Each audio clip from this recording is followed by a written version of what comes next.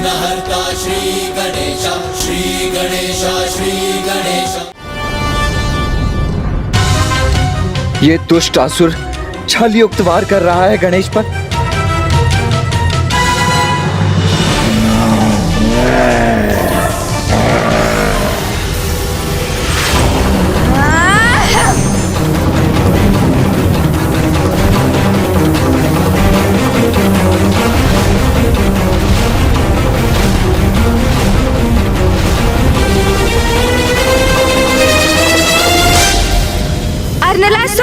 मूर्खता कर रहे हो तुम।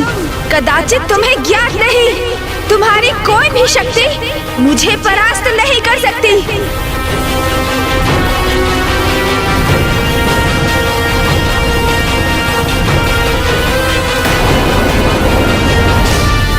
तुम मेरा अंत करना चाहते हो ना, किंतु अपने क्रोध में इतने विवेक शून्य हो गए हो तुम कि ये भी भूल गए कि यदि मैं मार्ग से हट गया तो तुम्हारी ये अग्नि वर्षा तुम्हारी बहन और तुम्हारे भांजे अर्थात मेरे भक्त सुबोध को भस्म कर देगी।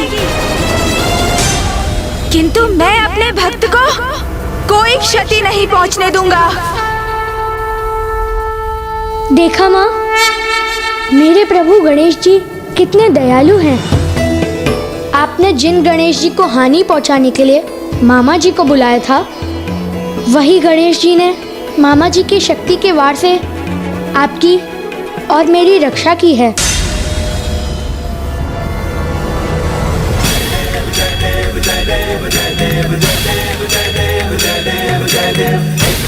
उचित तो कह रहा है ये बालक कि मेरे इस प्रहार से बहन तकिनी और सुबोध हताहत हो सकते हैं, किंतु मैं उसके भय और चिंता से इसे नहीं छोड़ सकता। इसे मैं मृत्यु देकर ही रहूंगा। इस युद्ध में तुम्हारे साथ किसी का भी अंत हो जाए तो कोई चिंता नहीं।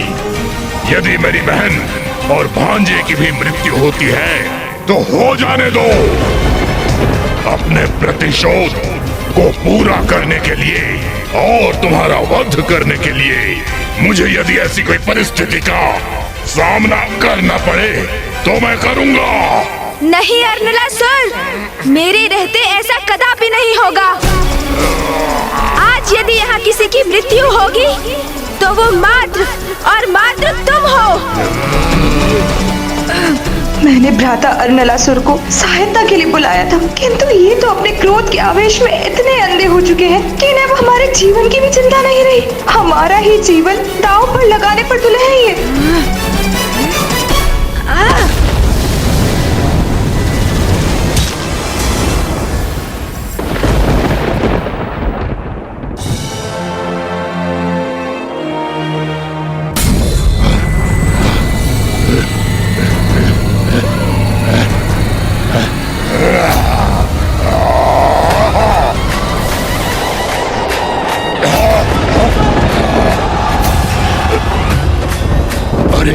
इसने तो मेरा खड्ग ही छीन लिया।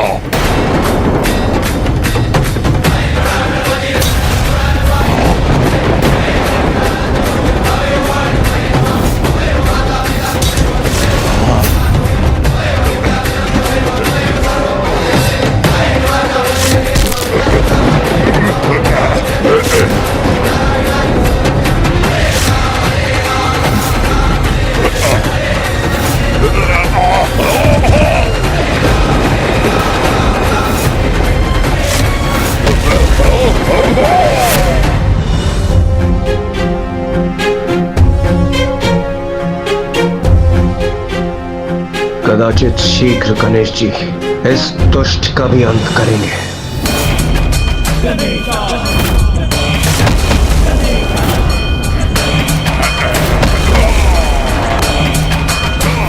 दुष्ट, तुम्हें चेतावनी दी थी ना मैंने। कहा था ना, जहाँ से आए हो वहाँ लौट जाओ, किंतु तुम फिर भी मुझसे युद्ध करने पर स्थित रहे। तो ये लो, अब भुगतो उसका परिणाम।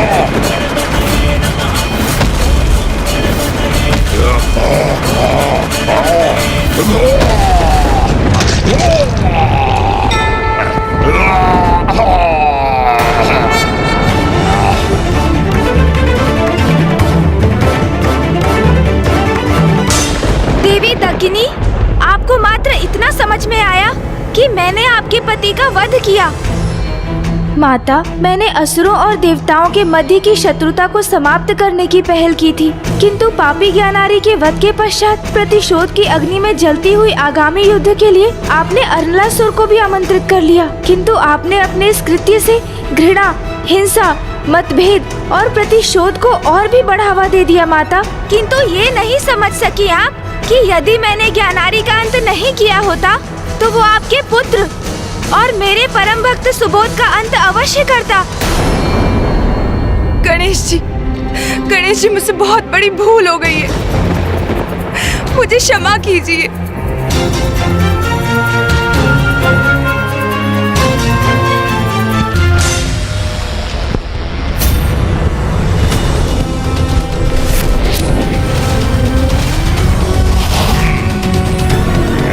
प्रभु, वो देखिए।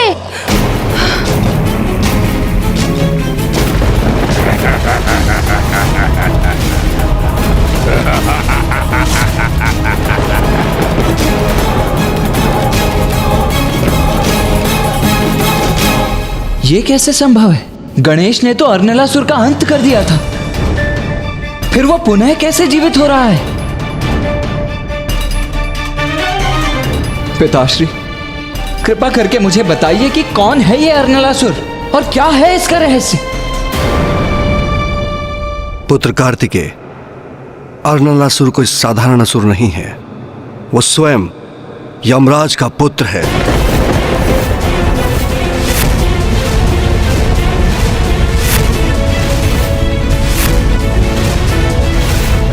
यमराज का पुत्र अरनलासुर?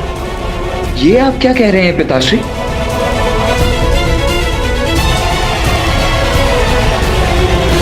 एक बार यमलोक में एक बड़ा उत्सव हुआ। वहां यमराज एक नर्तकी के सौंदर्य से अभिभूत होकर उस पर मोहित हो गए और उन्होंने उस नर्तकी का आलिंगन कर लिया। यमराज के इस अनुचित कृत्य के कारण ही अरनलासुर का जन्म हुआ, जिसका अस्तित्व ही अनुचित था, जो दुष्टता से परिपूर्ण था, जिसका शरीर शिलाओं और लावा का बना हुआ था, जिसमें क्रोध और उग्रता का ही समावेश था। यदि अरनलासुर यमराज का पुत्र है तो फिर उसे हम देवताओं की ओर से युद्ध करना चाहिए। हाँ देवराजन, अरनलासुर में बचपन से दुष्टता के चिन्ह थे, जिससे यमराज अत्यंत अप्रसन्न थे, जिसके लिए वो अपने आप को दोषी मानते थे। इसलिए उन्होंने अरनलासुर को तप करने का सुझाव दिया, ये सोचकर कि शायद तप के प्रभाव से वो सुधर जाए, किंतु वो कहां सुधरने वाला था। एक दिन अपने पिता से क्रोधित होकर उसने यमलोक का भी परित्याग कर दिया। असुर गुरु शुक्राचार्य को अरनलासुर में देवताओं को पराजित करने का एक शक्तिशाली अवसर दिखाई दिया, इसीलिए उन्होंने उसको अपना शिष्य बनाया और उसका मार्गदर्शन किया और उसे कठोर तप करने के लिए कहा। तब अरनलासुर ने ब्रह्मदेव की कठोर तपस्या की, जिसके फलस्वरूप ब्रह्मदेव ने उनको एक वरदान दिया। वरदान? कैसा वरदान? अरनलासुर को यह वरदान प्राप्त है कि उसका अंत किसी भी अस्त्र शस्त्र से नहीं होगा। उसका वध करने हेतु उसकी रगों में बहते लावे को शोक कर बाहर निकालना होगा, इसलिए उसकी रगों को लावे से रिक्त करना होगा।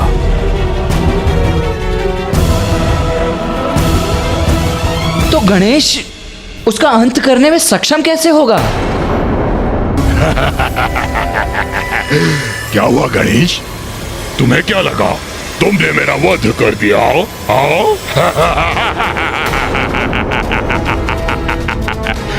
ज्ञानारी नहीं हूं मैं, मेरा अंत असंभव है, असंभव है। अरनलासुर, जो परम ब्रह्म के अवतार है, वही जन्म और मृत्यु के चक्र से परे है, अमर है तो वो है पिताश्री महादेव, माँ आदि शक्ति, श्री हरि नारायण, ब्रह्मदेव। मेरे भ्राता कार्तिकेय और माता के आशीर्वाद से स्वयं मैं। किंतु समय आने पर देवी देवताओं के पुण्य का भी क्षय होना निश्चित है। इसीलिए इस भ्रम में कदापि मत रहना कि तुम्हारा अंत नहीं हो सकता।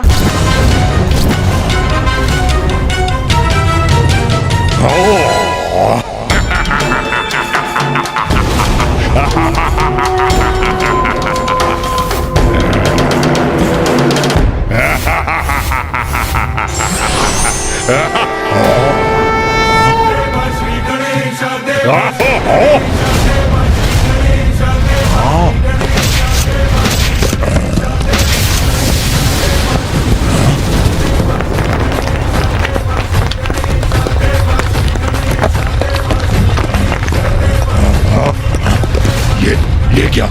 ये तो धरती ही धसती जा रही है।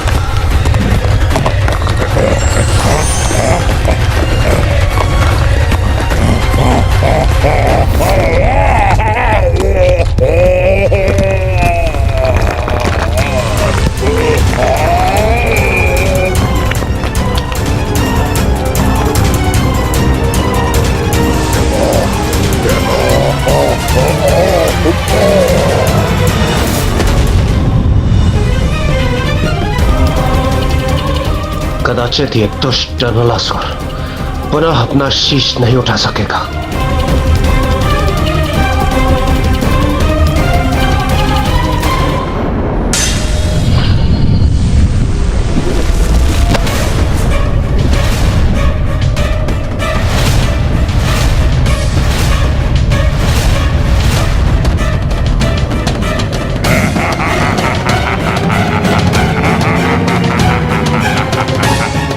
ये क्या?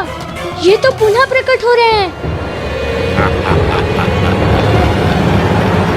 इस उद्दंड अर्नलासुर का अंत करने का क्या उपाय है?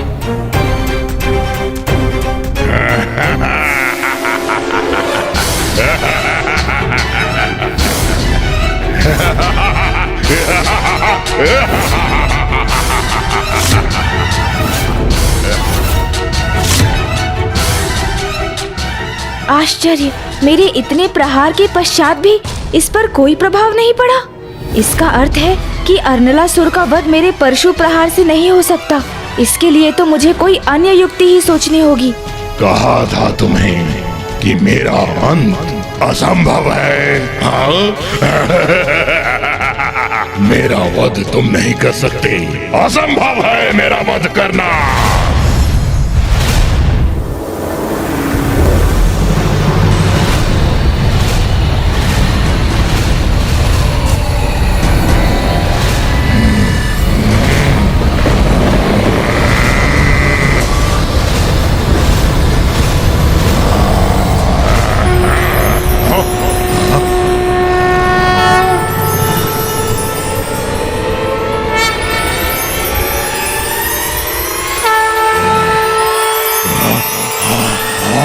इसने भी अपना आकार बढ़ा लिया। अर्नलासुर, तुम्हारा ये विश्वास है ना कि तुम अमर हो? ये तुम्हारी सबसे बड़ी भूल है। यदि मैं तुम्हारा वध नहीं कर सकता तो तुम्हें अब अपना आहार अवश्य बनाऊंगा मैं।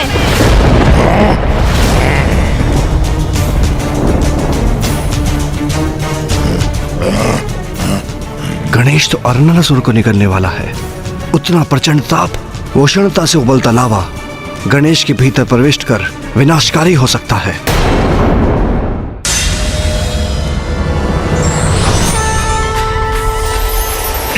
ये क्या कर रहा है?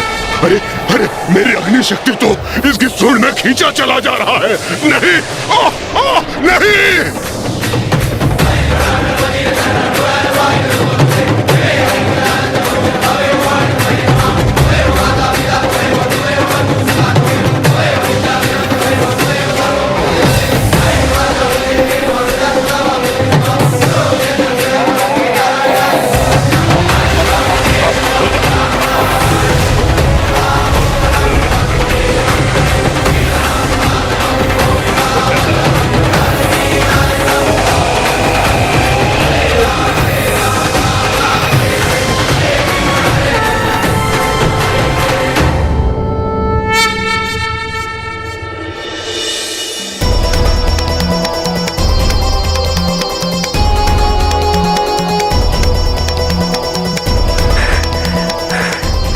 अंततः गणेश ने अर्नलासुर का अंत करने का उपाय ढूंढ ही लिया। मेरे विचार से हम सभी को वहां जाकर गणेश जी का धन्यवाद करना चाहिए। उचित कह रहे हैं इंद्रदेव, हमें तत्पश्चात चलना चाहिए। प्रणाम प्रभु। प्रणाम प्रभु।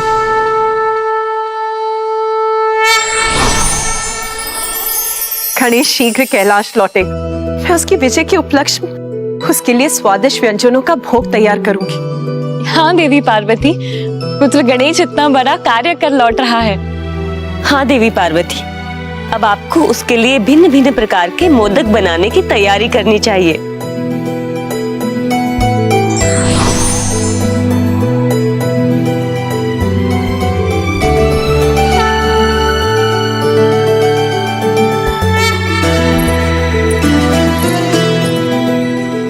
संकट अभी पूर्ण रूप से टला नहीं है। पार्वती नंदन गणेश जी की जय। प्रथम पूज्य गणेश जी की जय। पार्वती नंदन गणेश जी की जय।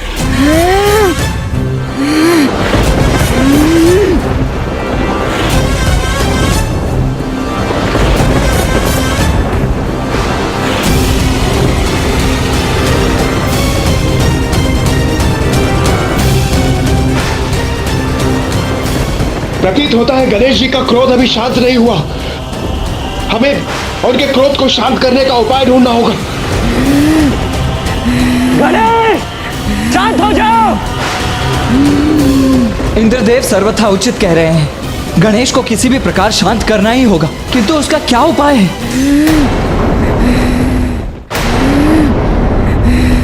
सुबोध। प्रणाम गुरु स्कंद। गणेश जी इतने क्रोधित क्यों हैं? पुत्र सुबोध, तुम गणेश जी के सबसे प्रिय भक्त हो। अब तुम ही उनसे उनके बाल्य रूप में लौटने के लिए निवेदन कर सकते हो। वो तुम्हारा निवेदन अवश्य स्वीकार करेंगे।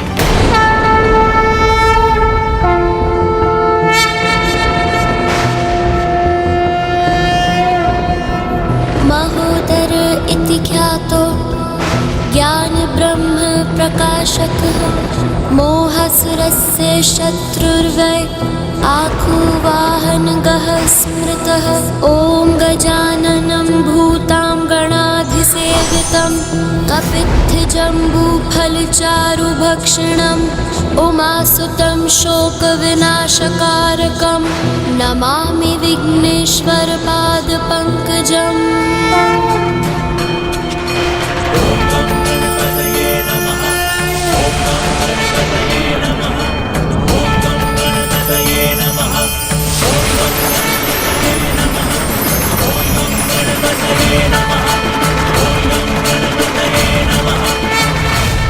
प्रभु गणेश जी, आपने हमारी रक्षा की, आपको कोटि कोटि धन्यवाद। पुत्र सुबोध, तुम मेरे प्रिय भक्त हो। तुम्हारा जीवन समृद्धि से सदा परिपूर्ण रहेगा। ये मेरा आशीष है तुम्हें। कल्याण हो तुम्हारा। गणेश जी, हमारी रक्षा करने के लिए और मेरे पुत्र को संपन्नता का आशीष देने के लिए आपको अनेकों धन्यवाद। अब हमें आज्ञा दीजिए।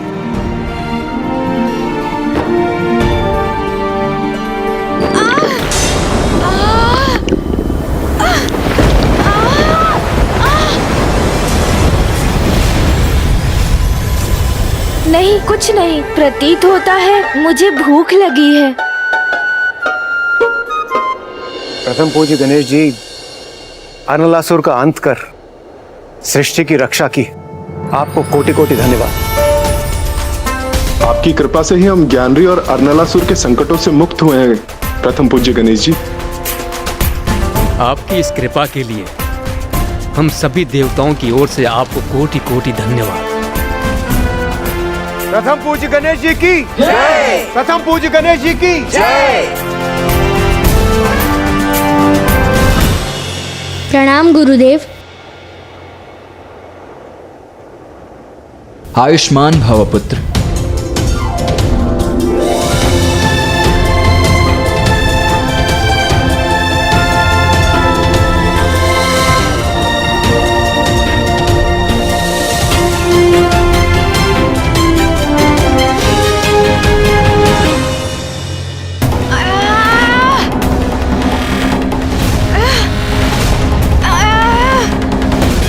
गणेश, क्या हुआ? तुम कुशल तो हो ना? मैं कुशल तो हूँ भैया, किंतु मेरे उदर में कुछ पीड़ा हो रही है। गणेश! भैया, मेरा स्वास्थ्य बिगड़ रहा है। मुझे इतनी उष्णता का अनुभव क्यों हो रहा है? गणेश!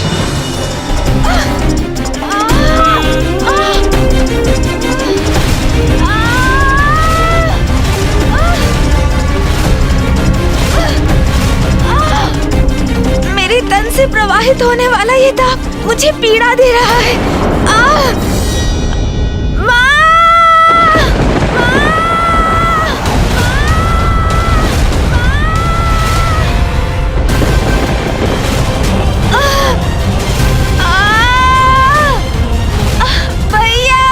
गणेश तो अपार संकट में है। भैया, अब ये पीड़ा मेरे लिए असहनीय हो रही है और नहीं सहन हो रही मुझसे ये पीड़ा। भक्त की रक्षा के लिए ईश्वर स्वयं कष्ट उठाने से नहीं हिचकिचाते, पर आवश्यकता है सच्ची भक्ति की।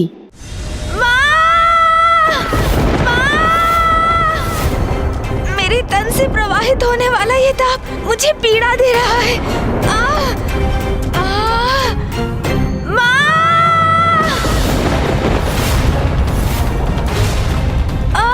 गणेश तो अपार संकट में है।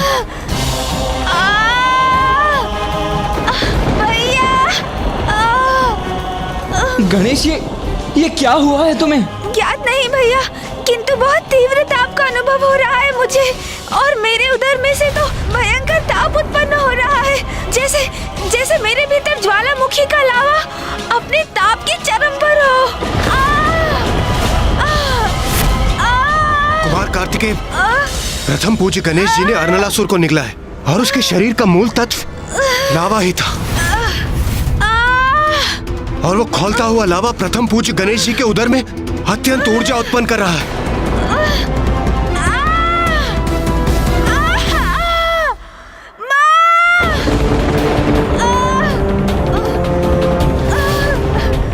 गणेश पीड़ा से माँ को पुकार रहा है। मुझे यथाशीघ्र कैलाश लौटकर माँ को सूचित करना चाहिए।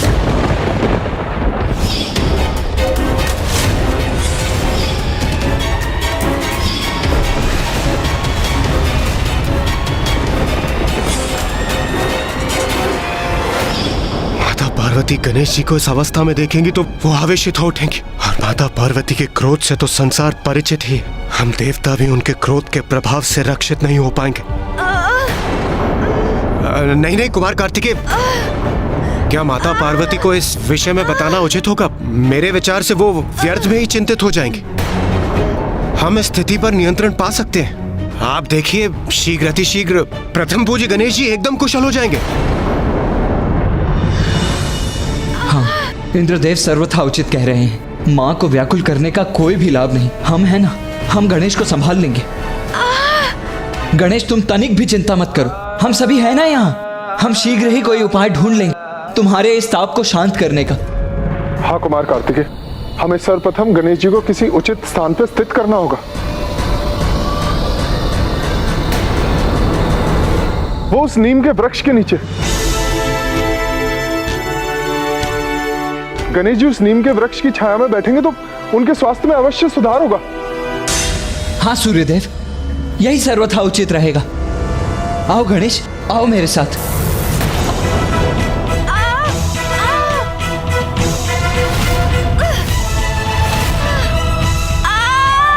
इतना प्रचंड ताप जिसने मुझे भी प्रभावित कर दिया।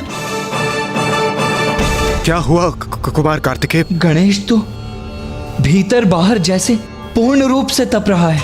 उसके तन से उत्पन्न होने वाली यह उष्णता इतनी अधिक है कि उसका स्पर्श करने पर उसका प्रचंड ताप मुझे भी अनुभव हुआ।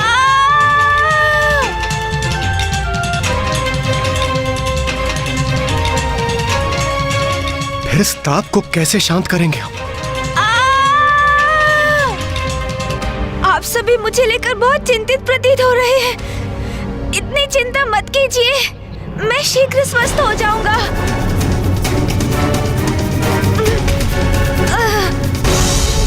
गणेश! गणेश जी! नहीं भैया,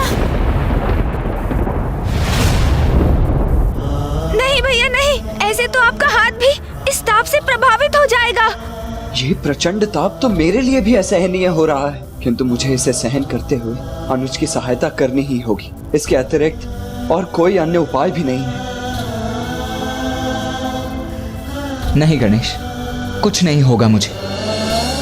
आओ चलो, मैं तुम्हें उस नीम के वृक्ष के नीचे उसकी छाया में ले चलता हूँ।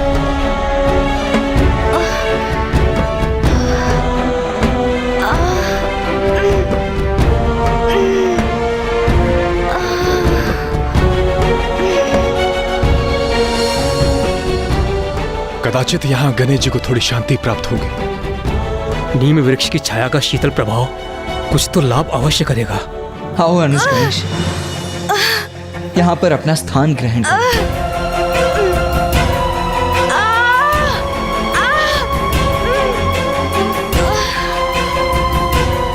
नीम के पेड़ की छाया के प्रभाव से गणेश जी का चित्त अवश्य शांत होगा।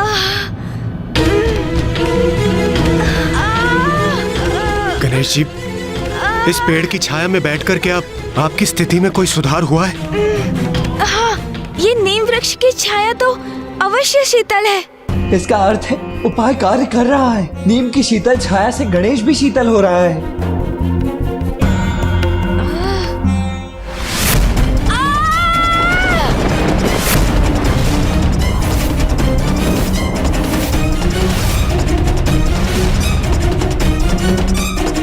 नहीं, मेरी स्थिति में तनिक भी सुधार नहीं है भैया।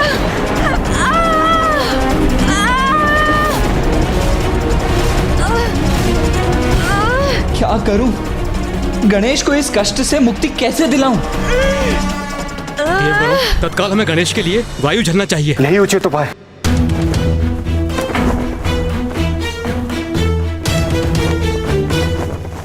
ये आप सब क्या कर रहे हैं? जब मैं स्वयं वायुदेव यहाँ उपस्थित हूँ तो ये कार्य करने की आपको क्या आवश्यकता है?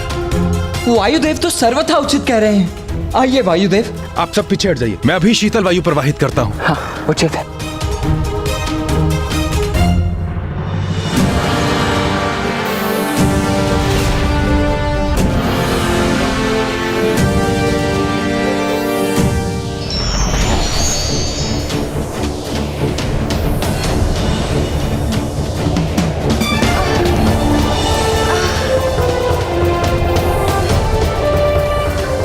गणेश पर इस शीतल वायु का प्रभाव तो अवश्य होगा।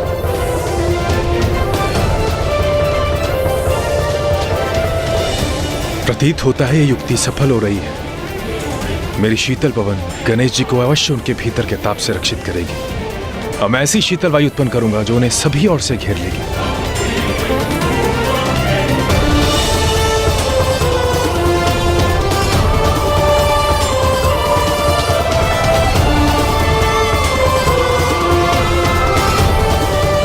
अद्भुत वायुदेव, आपकी युक्ति सफल हुई।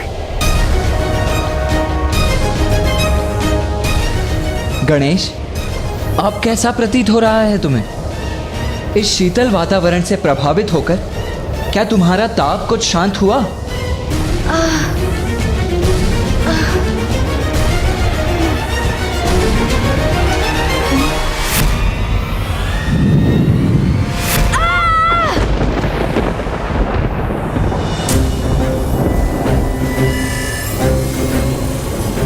मेरी शीतल वायु का प्रभाव भी नष्ट हो रहा है। ये हिमकंद भी पिघल रहे हैं।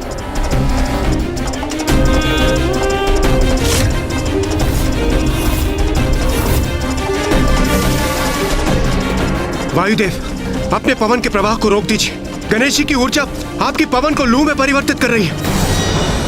कुछ क्षणों के लिए तो उचित लग रहा था भैया, किंतु ये ताप पुनः उभर रहा है। बहुत कष्ट दे रहा है ये ताप मुझे।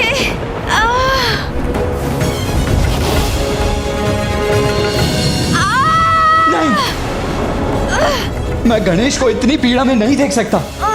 हमें गणेश के भीतरी ताप को शांत करने के लिए कोई ना कोई उपाय करना ही होगा।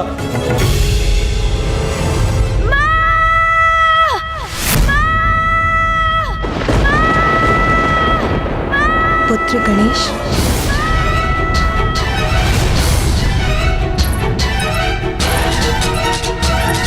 माता, क्या हुआ माता? मैंने गणेश का स्वर सुना, जैसे वो लौट आया हो। ऐसा आभास हुआ मुझे जैसे उसने मुझे पुकारा हो। किंतु मैंने तो तुझ नहीं सुना। माता अवध्य धनेदी प्रतीकता में अधील हो रही हैं।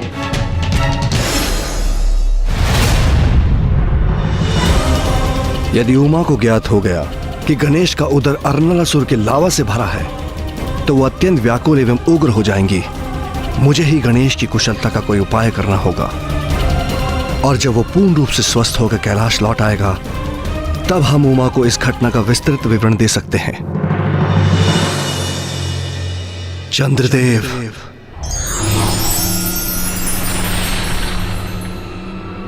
प्रणाम महादेव। क्या आपको कोई चिंता सता रही है प्रभु?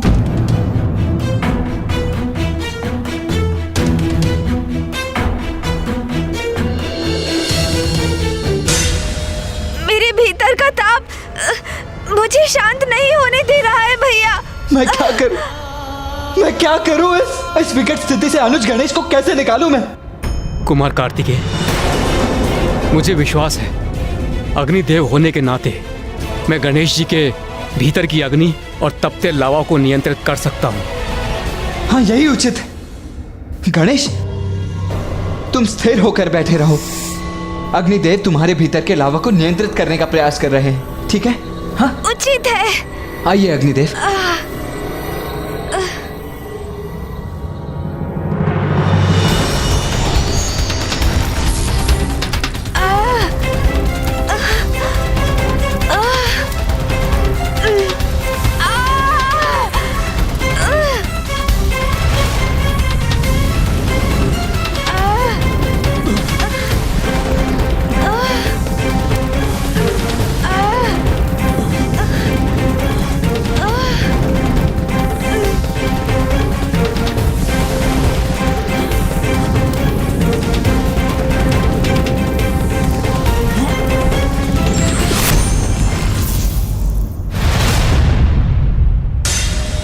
क्या हुआ अग्निदेव? कुमार कार्तिकेय, इस अग्नि और लावा को वश में करना मेरे लिए संभव नहीं है, क्योंकि इसमें कोई अप्राकृतिक आसुरी अग्नि है।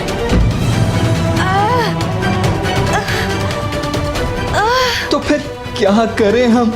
गणेश को इस पीड़ा से मुक्ति दिलाने की अब क्या युक्ति शेष है? नहीं। चंद्रदेव, आप यहाँ? प्रणाम गणेश जी। कुमार कार्तिकेय, मैं यहाँ आपकी सहायता के लिए आया हूँ। मैं अपनी शीतलता गणेश जी पर उड़े लूंगा तो कदाचित उनके भीतर का तापमान नियंत्रित हो जाएगा। हाँ।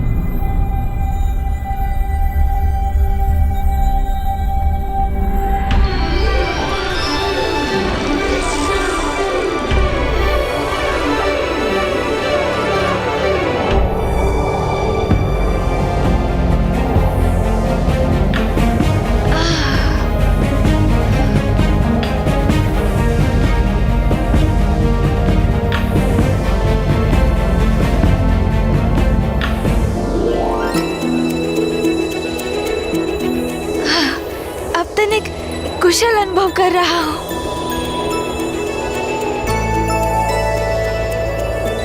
महादेव का सुझाव उचित था। मेरा शीतल प्रकाश सफल हो रहा है। गणेश जी पर उसके प्रभाव का आभास हो रहा है।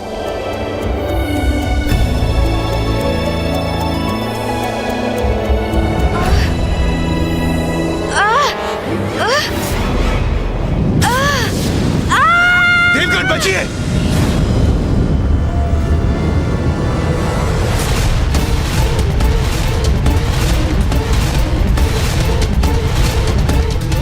मुझे क्षमा कर दीजिए चंद्रदेव। मुझे ऐसा प्रतीत हुआ जैसे लावा मेरे मुख से बाहर निकलकर विस्फोट उत्पन्न करने जा रहा था। मैं स्वयं को रोक नहीं सका।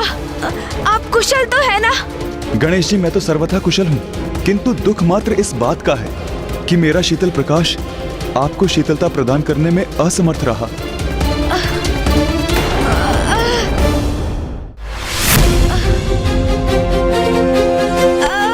क्या करूं? कैसे सहायता करूं अपने अनुज की ताकि वो इस असहनीय पीड़ा से मुक्ति पा सके। यदि हम कुछ नहीं कर पा रहे हैं तो क्या अब हमें माँ को इस स्थिति से अवगत कराना होगा?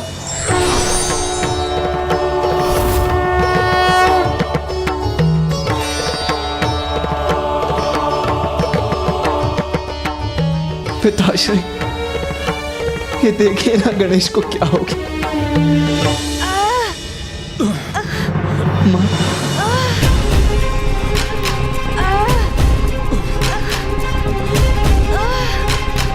पिताश्री, आप अकेले ही आए हैं? माँ नहीं आई आपके साथ? पुत्र कार्तिकेय, मैंने अभी तक उमा को इस परिस्थिति से अवगत नहीं कराया है।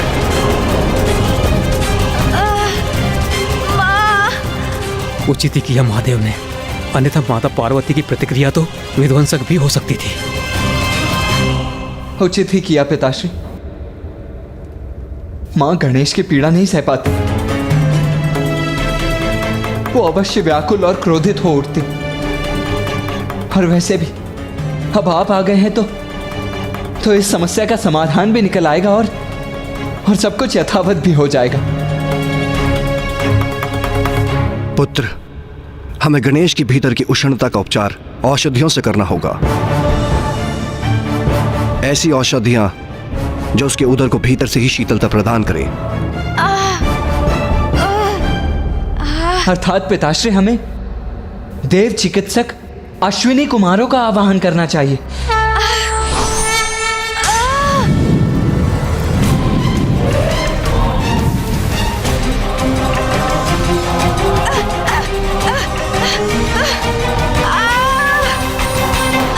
गणेश की पीड़ा बढ़ती जा रही है, उसका कोई उपचार सुझाइए।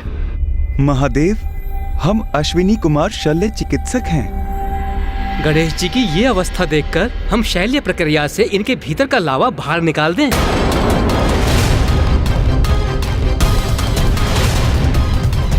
शैल्य प्रक्रिया?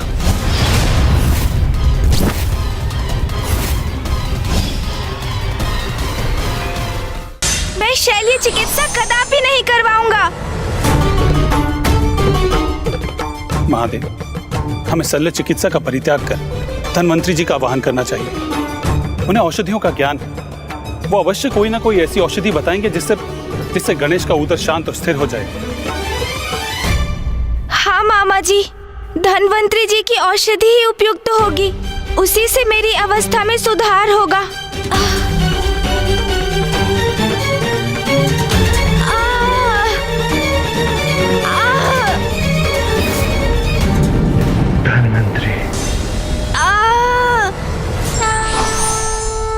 आप अपना हाथ सीधा कर सकते हैं क्या? हाँ, अवश्य।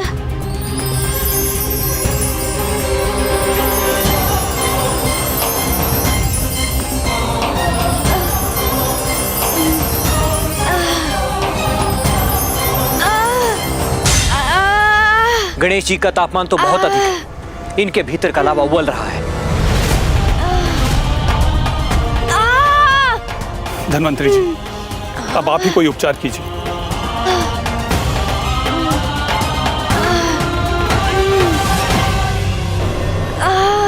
गणेश जी, ये चंदन है, इस चंदन का लेप अपने उदर पर लगाइए, इससे आपको अवश्य शांति प्राप्त होगी।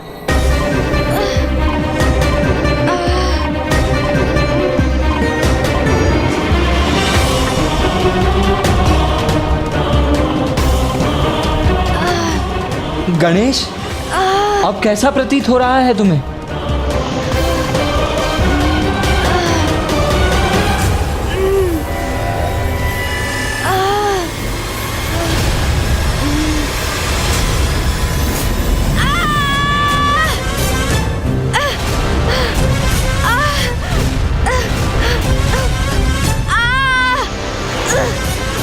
गणेश जी के उदर के ताप ने तो चंदन को भी सुखा दिया, पर कोई बात नहीं, मैं कोई अन्य उपचार करता हूँ। शीघ्रता कीजिए, अब ये पीड़ा मुझसे सहन नहीं हो रही है। ये ताप तो बढ़ता ही जा रहा है। माँ!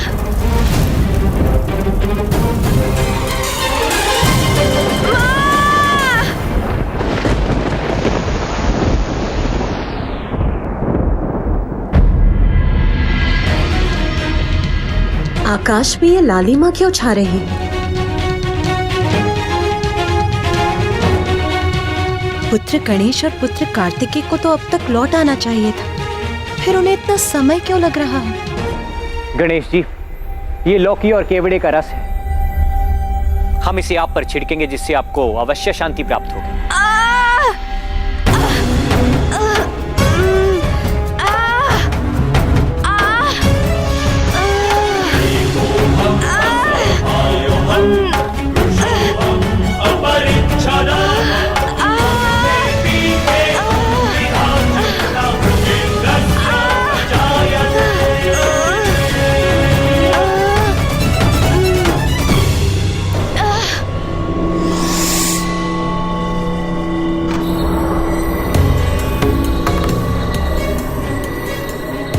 अचानक वातावरण में इतना प्रचंड ताप क्यों उत्पन्न हो रहा है?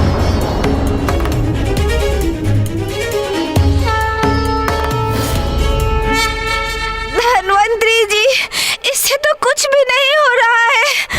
ये बूंदे तो मेरे तन पर तनिक भी नहीं टिक रही है। मेरे तन का स्पर्श करते ही सूखकर वाष्प बन रही है। स्थिति और भी गंभीर होती जा रही है।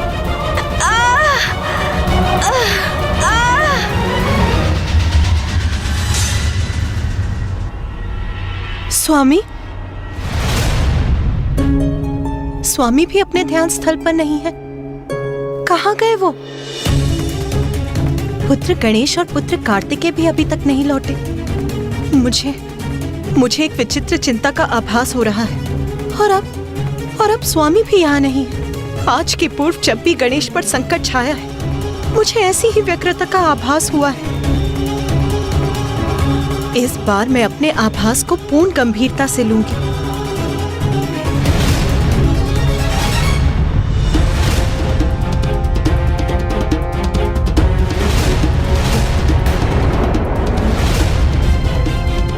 माँ! पुत्र गणेश,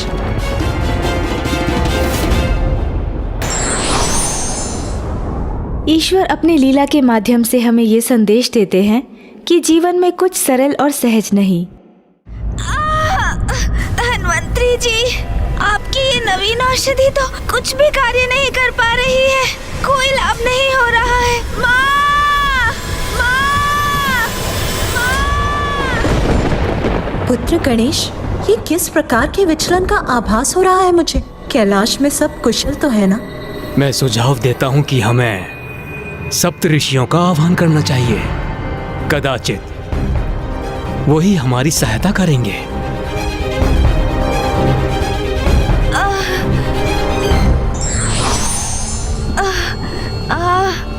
गणेश जी को शीतल करने हेतु हमें एक ढांचे का निर्माण करना होगा।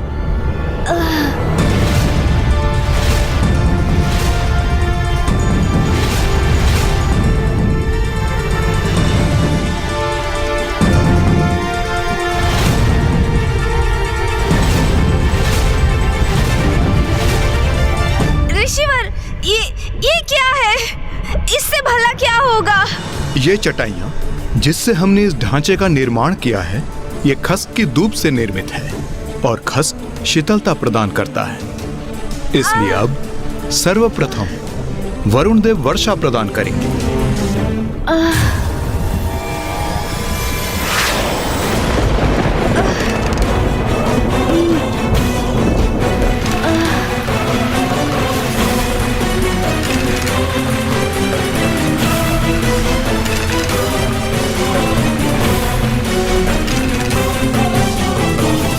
अब इस पर मैं शीतलता के स्रोत गुलाब जल का छिड़काव करूंगा।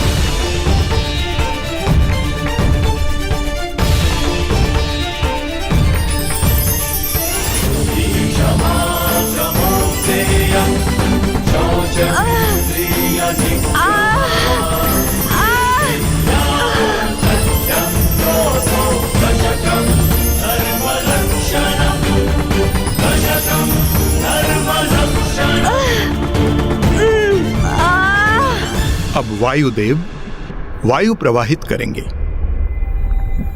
अब गुलाब जल और वायु खस के चटाई से होकर आपको स्पर्श करेंगे, तो इससे आप अवश्य शीतल होंगी।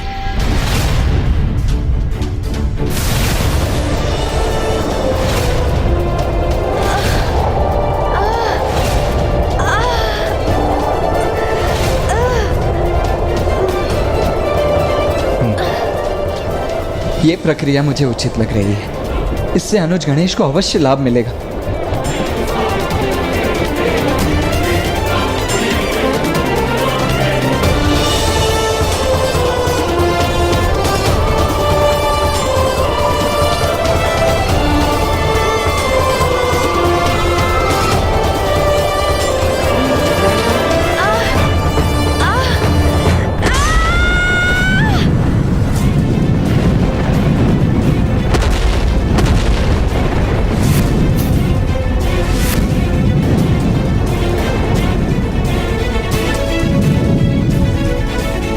गणेश जी के शरीर से निकलने वाले अग्नि ने तो नीम के वृक्ष को भी जला दिया। इस उपाय का कोई भी लाभ नहीं हुआ और ये ताप तो अब और भी असहनीय होता जा रहा है।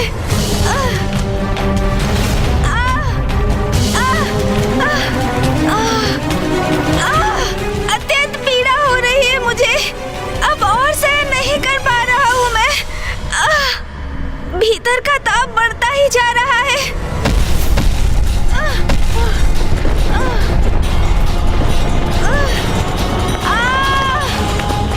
ये क्या? धन्वंतरी जी!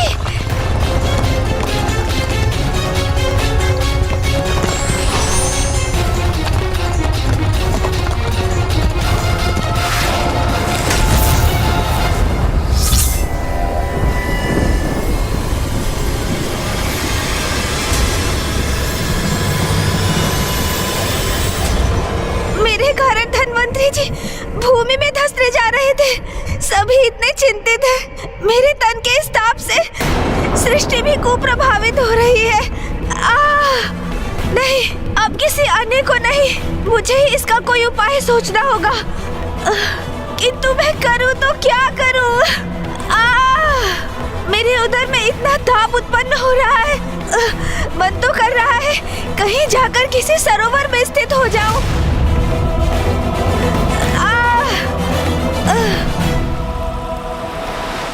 अरे हाँ, प्राप्त हो गया मुझे समाधान। मैं सरोवर में ही स्थित हो जाऊंगा। उससे अवश्य शीतलता प्राप्त होगी मुझे। गणेश,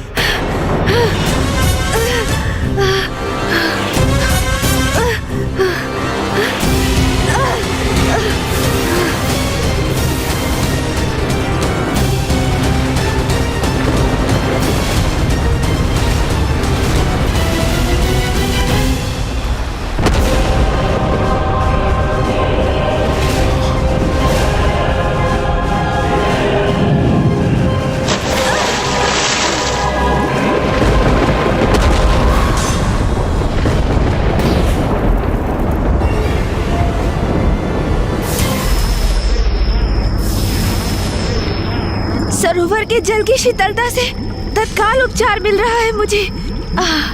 अब मुझे कुछ समय यहीं रहना चाहिए, फिर मैं अवश्य पूर्ण रूप से शीतल हो जाऊंगा।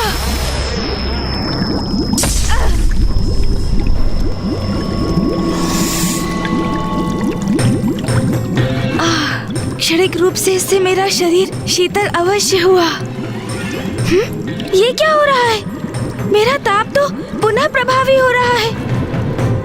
गणेश को इस सरोवर में उतरे बहुत अधिक अवधि हो गई है। वो वहां कुशल तो होगा ना? कुशल ही होगा। कुशल क्यों नहीं होगा? मुझे पूर्ण विश्वास है वो अवश्य कुशल ही होगा।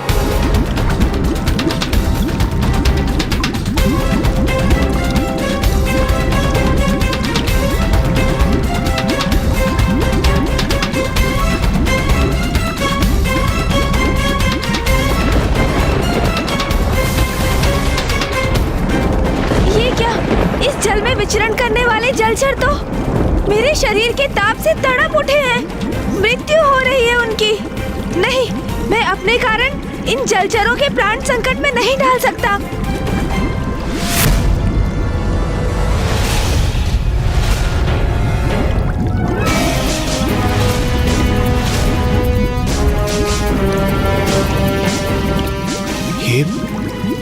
ये वाष्प क्या सरोवर के जल से उत्पन्न हो रहा है? तो क्या सरोवर के जल का तापमान भी बढ़ चुका है?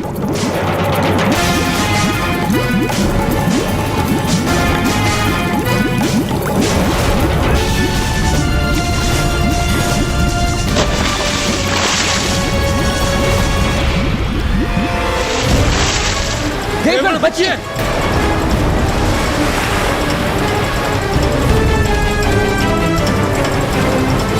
यदि ये जल का बहाव हमारे ऊपर आ गया तो हमें तो अपने साथ बहाकर ही ले जाएगा।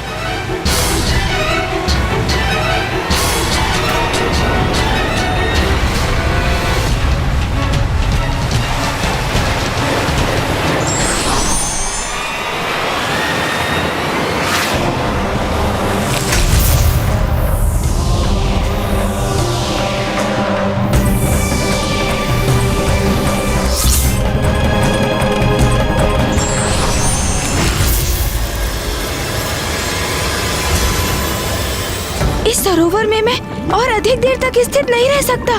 मुझे शीघ्र यहाँ से निकलना होगा।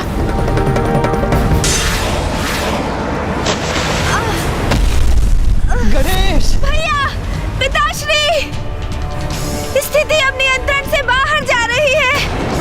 सरोवर के शीतल जल से भी कोई लाभ नहीं मिला मुझे। मैं उमा को सूचित किए बिना ही कैलाश से चला आया। अब तक उन्हें मेरी अनुपस्थिति का अनुमान हो चुका होगा। पुत्र कार्तिक और पुत्र गणेश भी अभी तक नहीं लौटे। अवश्य चिंतित होंगी वो। अब मुझे उन्हें सूचित करना चाहिए।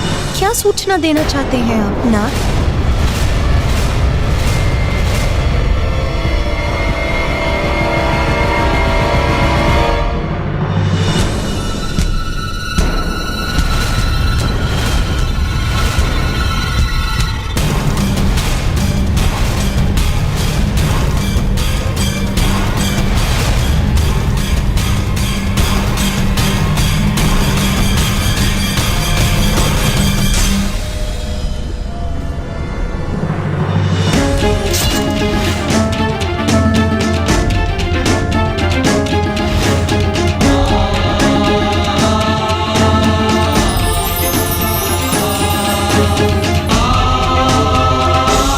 अश्विनी कुमार, आप यहाँ? और गणेश? गणेश कहाँ है?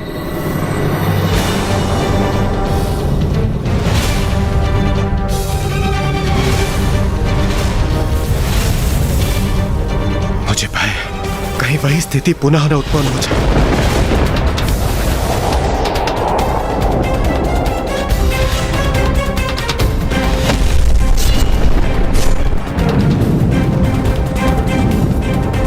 ये क्या, माता तो यहीं चली आई। यदि इन्हें ज्ञात हो गया कि गणेश जी की पीड़ा से हमने ही इन्हें अवगत नहीं कराया तो उनके क्रोध के भाजन हम मरेंगे। माँ वो। स्वामी, बताइए मुझे क्या बताना चाहते थे आप? और मेरा पुत्र गणेश कहाँ है?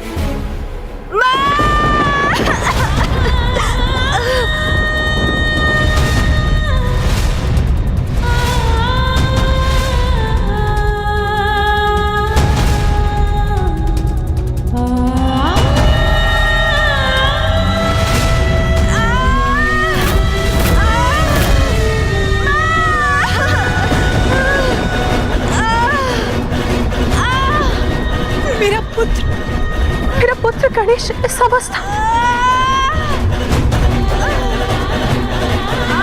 गणेश के तन से इतना ताप क्यों उत्पन्न हो रहा है? क्यों है वो इतने कष्ट में? माँ, आप मेरी चिंता मत कीजिए। मैं यहाँ सर्वथा सकुशल हूँ, किंतु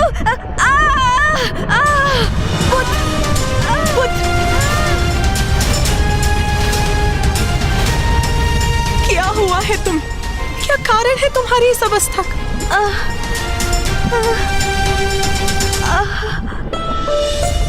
अच्छा पुत्र, कुछ मत कहो। सर्वप्रथम तुम ही स्थान ग्रहण करो। आओ पुत्र, बैठो।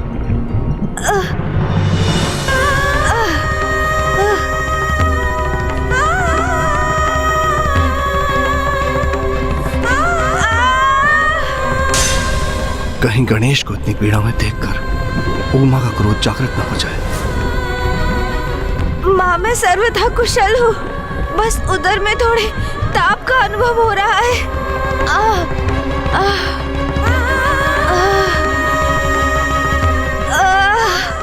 अपने ही उदर के भीतर इतना प्रबल ताप कोई कैसे सह सकता है? मेरा पुत्र यहाँ इस ऊर्जा से तप रहा है और मुझे ज्ञात भी नहीं। उमा,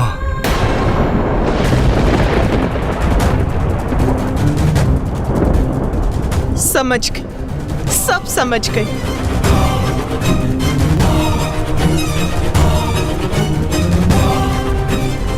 मैं समझ गई कि मेरे पुत्र ने उस अग्नि और लावा रूपी असुर अर्नलासुर को निगल लिया है, इसीलिए वो इस अवस्था में है। किंतु मैं ये नहीं समझ सकी कि आप सब प्रबल प्रतापी देवताओं के होते हुए मेरे पुत्र को ही उसका वध क्यों करना पड़ा? जिसका भय था वही हुआ। माता हम सब पे कुपित हो रही है। वो गणेश जी की स्थिति के लिए हमें उत्तरदायी मान रही है।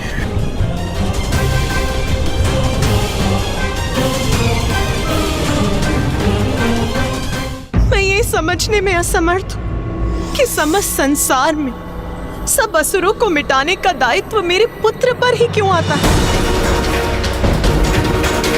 तो क्या ये स्थिर है कि जब भी संसार में कोई असुर अपना शीश उठाएगा तो उसे नष्ट करने के लिए मेरे पुत्र को ही कष्ट उठाना होगा?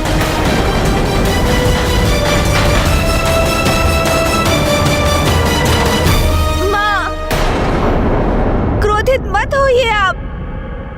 इसमें देवताओं का कोई दोष नहीं। मैं तो स्वयं यहाँ आया था अपने परम भक्त बालक सुबोध की रक्षा करने, माँ। और अर्नलासुर का वध करने का कोई अन्य मार्ग भी नहीं था, इसलिए मुझे उसको निगलना ही पड़ा। किंतु माँ, मेरा उधर थोड़ा अशांत है, अन्यथा मैं कुशल हूँ माँ, और कुछ समय में ये अशांति भी अवश्य दूर हो जाएगी। हाँ, मुझे स्पष्ट दिखाई दे रहा है पुत्र, तुम कितने कष्ट में हो। माता, गणेश जी को इस कष्ट से मुक्ति दिलाने के लिए हमने धन्वंतरी जी, अश्विनी कुमार और सप्त ऋषियों का आवाहन किया और इन्होंने सभी संभव प्रयास कर लिए, किंतु माता।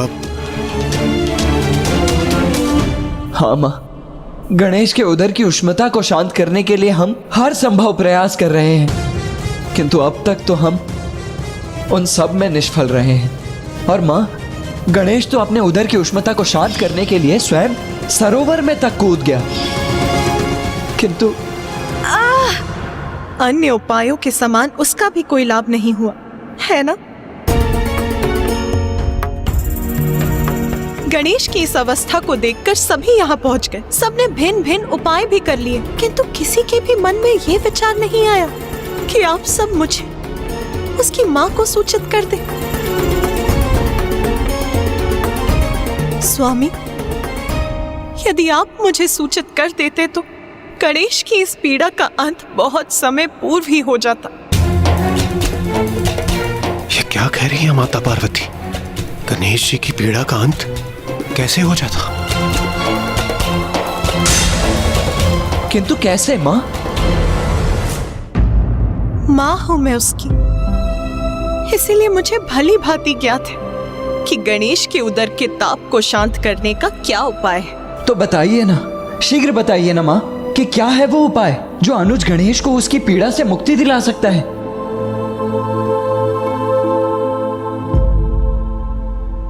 दुर्वा धूप, दुर्वा धूप।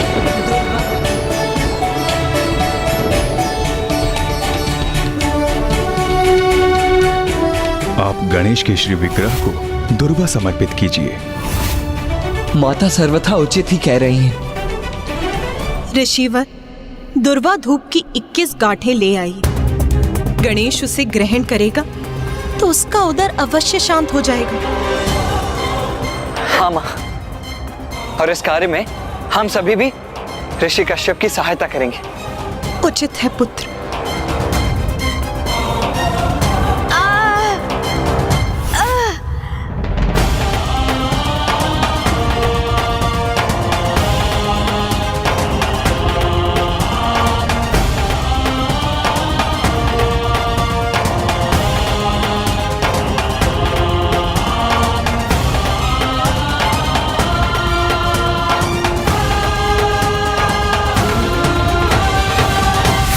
ऋषिवर, कृपया ये दूर्वा गणेश को ग्रहण करवाइए।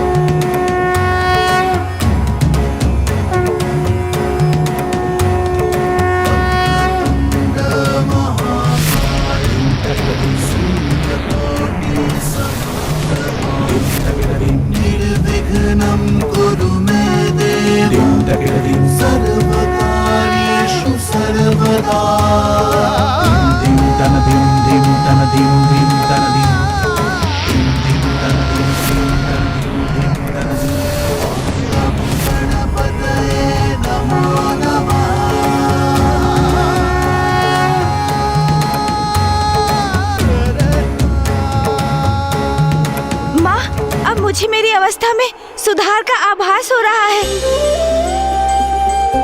जो हम सभी मिलकर भी करने में असमर्थ रहे, वो माँ ने इतनी सहजता से कर दिया। लीजिए।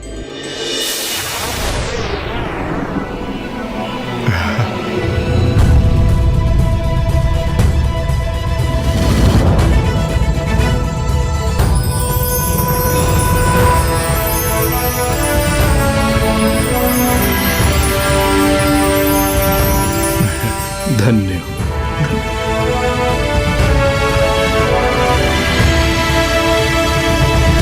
कदाचित आपको ये समझना चाहिए था कि संतान के विषय में माँ से अधिक किसी को ज्ञात नहीं होता। माता, इस दुर्वा ने गणेश जी की पीड़ा को कैसे शांत कर दिया, जबकि हमारे समस्त प्रयास तो विफल रहे। गणेश और दूर्वा के मध्य एक बहुत ही विशेष संबंध है।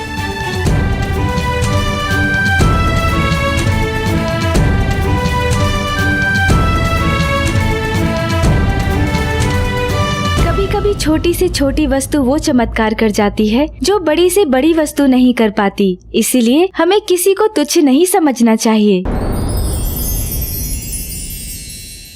माँ, ये कैसी चमत्कारी धूप थी? अश्विनी कुमार, धनवंतरी जी और सप्तऋषियों की सभी विशेष औषधियाँ जहाँ विफल हुई, वहीं इस धूप ने मुझे पूर्ण रूप से कुशल कर दिया। ये कैसे संभव हुआ माँ? हाँ माँ, मुझे स्मरण है। श्री महागणपति जी ने हमें ये तो अवश्य बताया था कि धूप के उपयोग से गणेश शांत हो जाएगा, किंतु उन्होंने इसके पीछे का कारण उजागर नहीं किया था। ये कोई साधारण धूप नहीं है पुत्र, ये तो एक भक्त की ईश्वर के प्रति उसके प्रेम की शक्ति से परिपूर्ण है। भक्त के ईश्वर प्रेम की, उसकी भक्ति की शक्ति माँ? हाँ पुत्र, एक कन्या थी जिसका नाम था दूर्वा। दूर्वा, दूर्वा।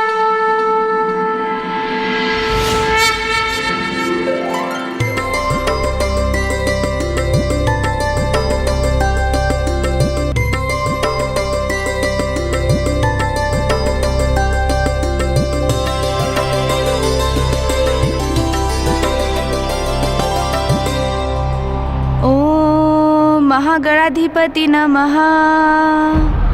ओम महागणाधिपति नमः। ये कैसा मंत्र उच्चारण है जिसका इतना प्रबल आकर्षण है? महागणाधिपति नमः। ये उस समय की बात है जब गणेश घोर तपस्या में लीन था। तब दूर्वा नाम की वो साधारण ब्राह्मण कन्या संयोग से वहां पहुंची और उसकी दृष्टि गणेश पर पड़ गई। ओम महागणाधिपति नमः। श्री गणेश जी। तब करते गणेश को देखकर उसका मन तो स्वयं ही गणेश की अटूट भक्ति में रम गया।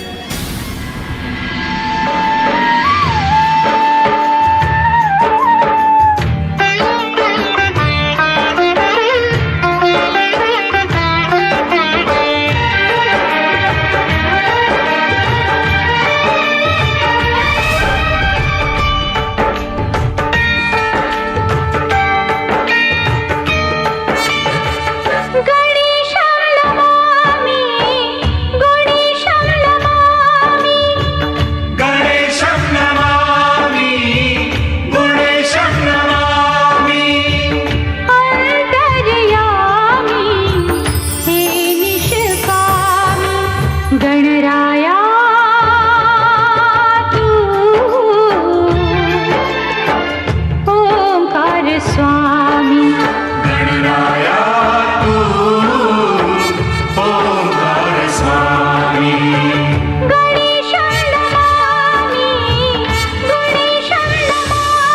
अपने विलक्षण कंठ से गणेश के प्रति इतनी सुंदर स्तुति को स्वर देने वाली कौन है ये भक्तिन?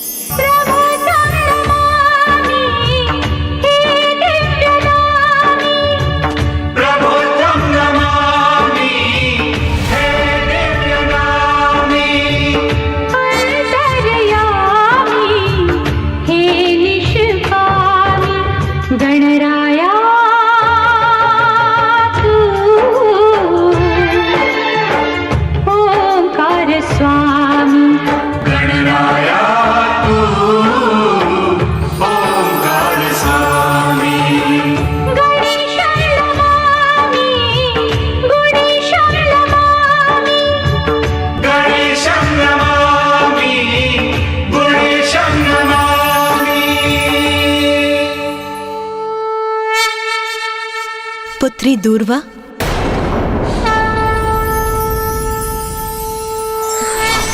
माता,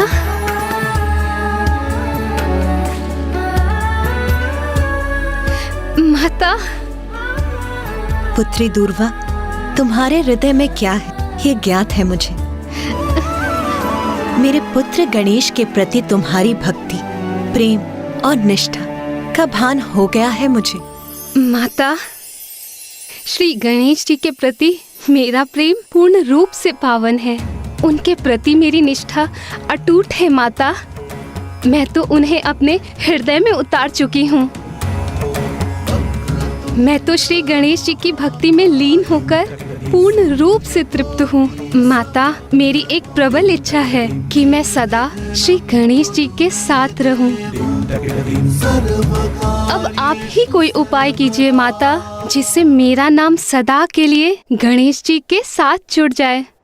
मैं मेरे पुत्र गणेश के प्रति तुम्हारे पवित्र प्रेम से अत्यंत प्रभावित हूँ, किंतु तुम किस रूप को धारण करके मेरे पुत्र के निकट रहना चाहती हो?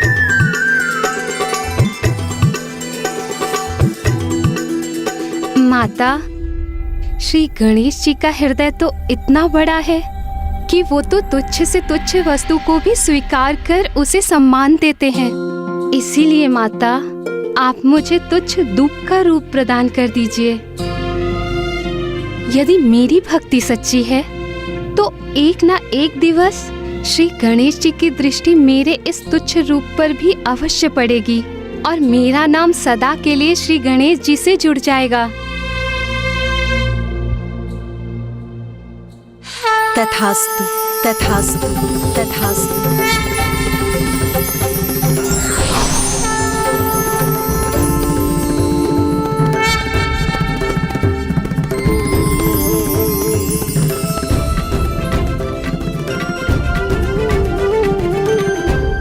पुत्र गणेश, दुर्वा कोई साधारण दूब नहीं है। ये तो तुम्हारे प्रति संपूर्ण भक्ति और निष्ठा से परिपूर्ण समर्पण की प्रतीक है। इसीलिए वो तुम्हें शांत करने में सफल हुई। सत्य है माता, ये दूर्वा तो वास्तव में विलक्षण है। इसकी एक ही जड़ से कितनी अनेक शाखाओं का विस्तार होता है, जो इसका प्रतीक है कि एक ही परम ब्रह्म ईश्वर अनेकों स्वरूप धारण कर अपने भक्तों को सुख और शांति प्रदान करते हैं। और एक ही परम ब्रह्म के उत्पन्न ऊर्जा से ही संपूर्ण जीवन का विस्तार है। वही समस्त जीवों के जीवन का आधार है। सत्य है पुत्र, किंतु मात्र इतना ही नहीं, दुर्वा की तो एक और विशेषता है। दुर्वा को जड़ से उखाड़ देने पर अन्य वनस्पतियों के समान ये भी सूख जाती है, किंतु सूखी दुर्वा को यदि मिट्टी में रोप दिया जाए तो ये पुनः हरी भरी भी हो जाती है। तो माता, ये दुर्वा धूप तो बहुत गुणी है। परम ब्रह्म ईश्वर के समान ये भी अनश्वर है। इसलिए आज से ये दुर्वा धूप मेरे लिए अत्यंत प्रिय होगी और मैं प्रतिदिन दुर्वा का सेवन भी करूंगा माँ। और मैं ये भी घोषणा करता हूँ कि जो भी भक्त मुझे भक्ति भाव से दुर्वा समर्पित करेगा, मैं उसकी मनोकामना अवश्य पूर्ण करूंगा। मैं उसकी मनोकामना अवश्य पूर्ण करूंगा।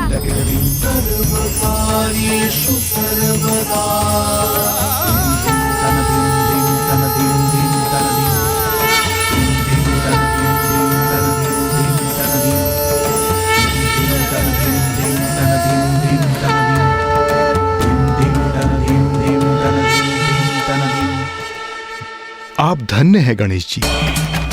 आपने दुष्ट ज्ञानरी के अत्याचार से अपने परम भक्त सुबोध की रक्षा की, हम सभी की, यहां तक कि संपूर्ण सृष्टि की रक्षा अर्नालासुर के ताप से की।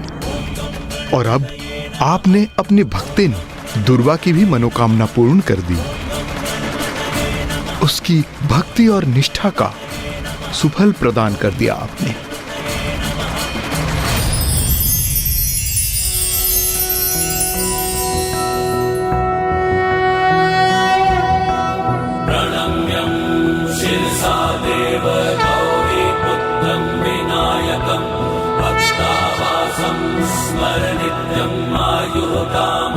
सिद्धये प्रथमं वक्रतुण्डं च एकदन्तं द्वितीयकं तृतीयं कृष्णं पिङ्गाक्षं गजवक्त्रं चतुर्थकं लम्बोदरं पञ्चमं च षष्ठं विकटमेव च सप्तमं विघ्नराजेन्द्रं धूम्रवर्ण तथाष्टकम् नवमं बालचन्द्रं च दशमं तु विनायकम् एकादशं गणपतिं द्वादशं तु गजाननं द्वादशैतानि नामानि त्रिसञ्जयः पठेन्नरः न च विघ्नभयं तस्य सर्वासिद्धिकरं प्रभो।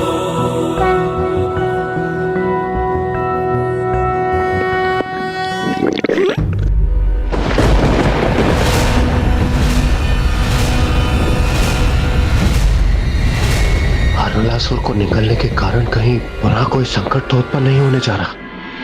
अरे अरे अरे, आप सभी चिंता मत कीजिए। लावा तो मेरे उदर में पच चुका है। ये तो मेरे भूख की गर्जना थी।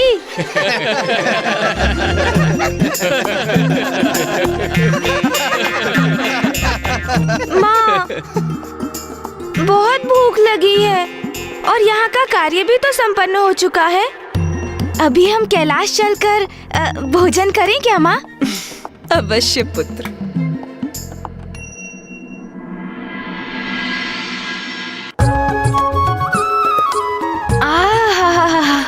वाह माँ, आनंद आ गया। मेरा विजय भोज तो बहुत ही स्वादिष्ट था।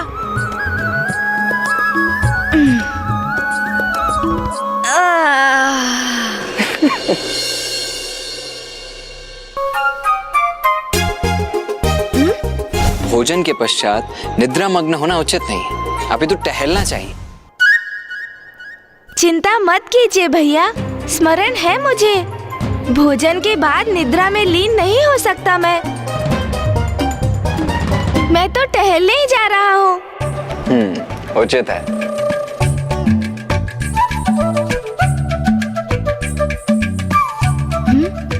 अरे, कुछ मोदक अभी भी शेष है, मैं ये ले लेता हूँ।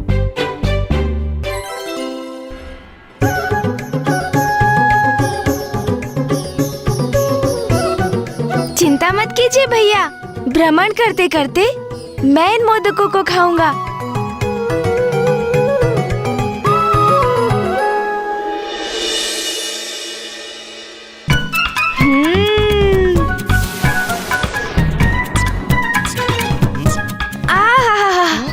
आनंद ही आ गया। माँ के हाथों की स्वादिष्ट मोदक और कैलाश पर्वत की शीतल पवन। वाह, आनंद आ गया। क्यों मूषक जी? मोदक का तो आपको ही क्या थे स्वामी, मैं तो मात्र वायु खा रहा हूँ। ओह, मैं कभी कभी कितना विचार शून्य हो जाता हूँ ना। मैंने आपसे तो पूछा तक नहीं। आहा, तो प्रभु को स्मरण हुई है कि मोदक मुझे भी प्रिय है, किंतु अभी तक प्रभु ने पूछा ही नहीं। कोई बात नहीं प्रभु, तो आप पूछ लीजिए। मुझे खेद है मूषक जी, आपको इतनी भारी टोकरी उठानी पड़ी। किंतु लीजिए, अब मैं शीघ्र इन मोदकों को खाकर इस टोकरी का भार कम कर देता हूँ, ताकि आप भी सरलता से भ्रमण कर सके।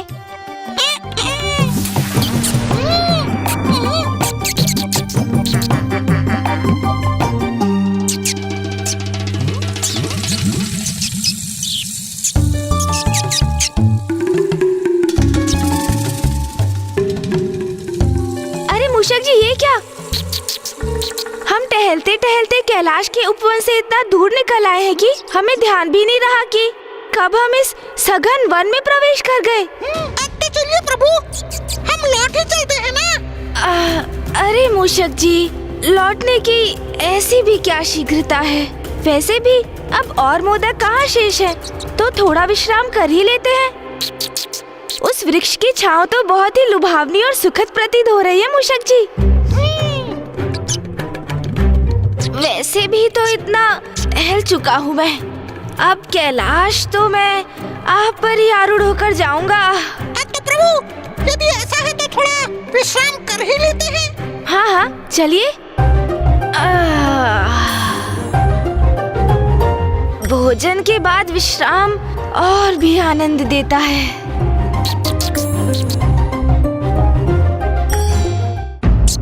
प्रभु, विश्राम अवस्था में आप कुछ कथा ही सुना दीजिए ना मुझे, जो बहुत ही रुचिकर हो और मेरा मनोरंजन भी हो जाए प्रभु। हाँ हाँ क्यों नहीं, किंतु कहीं भूत प्रेत की कथा सुनकर आप भयभीत तो नहीं हो जाएंगे ना मूषक जी? अरे कहाँ प्रभु, आपके लिए इतने भयानक असुरों का सामना किया है, तो मात्र एक कथा मुझे कहाँ भयभीत कर सकेगी? सुनाइए। अच्छा तो फिर सुनिए। एक बार एक व्यक्ति अपने नगर से किसी अन्य नगर जा रहा था, किंतु मार्ग में इसी प्रकार का सघन वन था। ऐसा ही वन प्रभु? हाँ मूषक जी, हाँ ऐसा ही, पूर्ण रूप से ऐसा ही निर्जन वन, जहाँ दूर दूर तक कोई नहीं था, कोई वन्य पशु भी नहीं। कोई भी नहीं? किंतु क्यों प्रभु?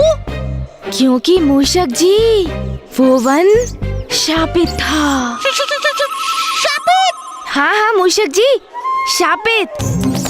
आप तो ऐसे सहम गए हैं कि आप मेरी कथा से भयभीत हो रहे हैं मूषक जी। नहीं नहीं नहीं प्रभु, मैं और भयभीत नहीं, आप कथा सुनाइए ना, मैं तो सुन रहा हूँ। अच्छा तो फिर सुनिए। फिर मार्ग में उस व्यक्ति को अत्यधिक प्यास का अनुभव हुआ, किंतु निकट में जल का कोई स्रोत नहीं था, और अब वो इतना व्याकुल हो गया कि वो जल को इधर तो कभी उधर इधर उधर ढूंढने लगा। और फिर अकस्मात क्या हुआ अचानक प्रभु? और फिर अचानक उसे एक आहट सुनाई दी। कैसी आहट प्रभु? जैसे सूखे पत्तों पर चर पर करते हुए किसी के पांव उसकी ओर बढ़े आ रहे हों, जैसे कोई निकट बढ़ता ही चला रहा हो। हाँ प्रभु, ध्वनि तो कुछ ऐसे ही उत्पन्न हो रही है, जैसे किसी के आने की आहट हो। किंतु जब उस व्यक्ति ने ध्वनि आने वाली उस दिशा की ओर मुड़कर देखा तो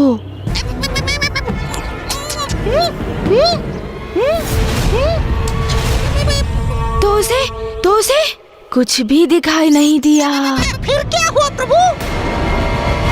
मूषक जी, उसे दिखाई कोई नहीं दे रहा था, किंतु आहट सुनाई दे रही थी, और वो पदचाप निरंतर उसके निकट आती जा रही थी। और तभी जैसे जलते केशों की गंध उसकी नासिका में पड़ी। जलते हुए केशों की गंध? हाँ, जब भूत पिशाच निकट आते हैं तो ऐसी ही गंध आती है मूषक जी। और तभी क्या हुआ प्रभु? और तभी उस व्यक्ति को वहाँ भूमि पर पांव के चिन्ह दिखाई दिए। किंतु विचित्र बात ये थी कि एक पांव का चिन्ह सीधा था और दूसरा उल्टा मूषक जी। क्या प्रभु? एक सीधा एक उल्टा? अच्छा समझ गया, वो दो व्यक्ति होंगे जिन दोनों का संयोगवश एक ही गांव होगा। उनमें से एक जा रहा होगा और दूसरा आ रहा होगा। नहीं मूषक जी, दोनों पांव और उनके चिन्ह एक ही व्यक्ति के थे। ये कैसे संभव है प्रभु? संभव है मूषक जी, अवश्य संभव है, क्योंकि भूत पिशाच का एक पांव सीधा होता है तो एक पांव उल्टा। अच्छा, तो फिर प्रभु? और फिर अचानक से वायु का तीव्र प्रवाह उत्पन्न हुआ। साय साय, और देखते ही देखते उस वायु प्रवाह ने बवंडर का रूप धारण कर लिया।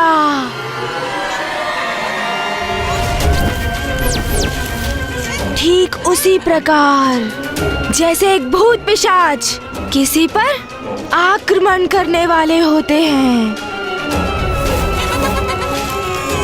तो वो बवंडर का रूप धारण करते हैं, और तभी उस व्यक्ति को बवंडर से हंसी का स्वर सुनाई देता है।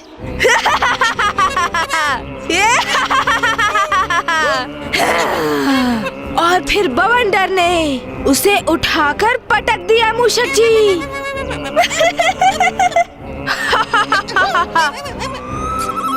और पुनः हंसी का स्वर सुनाई देने लगा। कोई तो उस विचित्र स्वर में कह रहा था, मैं भूत हूँ, मैं पिशाच हूँ, मैं तुम्हारे प्राण हर लूंगा।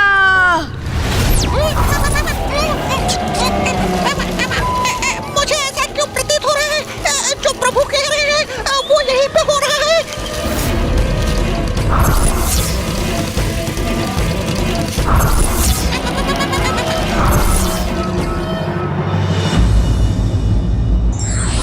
सच्ची भक्ति के समक्ष ईश्वर भी विवश हो जाते हैं और अपने भक्त को अवश्य शरण देते हैं। बताइए प्रभु, उसके बाद क्या हुआ? कोई तो उस विचित्र स्वर में कह रहा था, मैं भूत हूँ, मैं पिशाच हूँ, मैं तुम्हारे प्राण हर लूंगा, मैं भूत हूँ।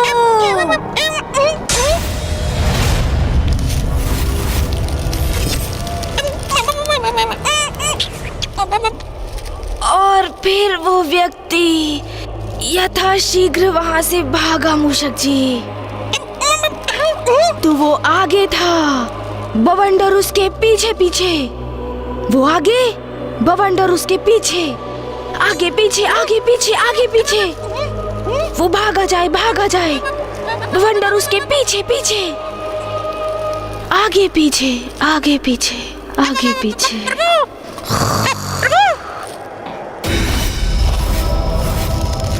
मुझे ऐसा क्यों प्रतीत हो रहा है जैसे कोई पूरी शक्ति उपस्थित है यहाँ? मुझे प्रभु को बताना होगा। ये क्या? प्रभु तो निद्रा में चले गए। अब मैं क्या करूँ?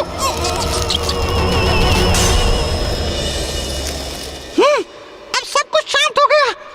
अब मुझे कदाचित भयभीत नहीं होना चाहिए।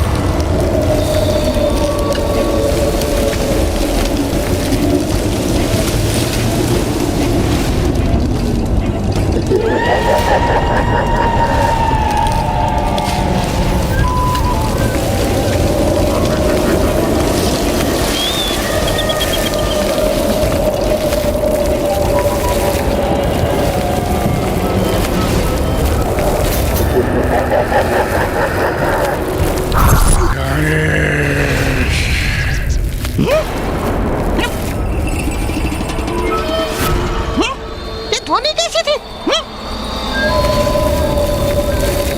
मैं व्यर्थ ही चिंता कर रहा हूँ। ये तो मात्र वायु का प्रवाह है, किंतु इससे उत्पन्न भय से मुझे प्यास लग गई है। किंतु एकाकी जाने का साहस नहीं हो रहा है मुझे। मुझे प्रभु के जागने की प्रतीक्षा करनी चाहिए। हे प्रभु।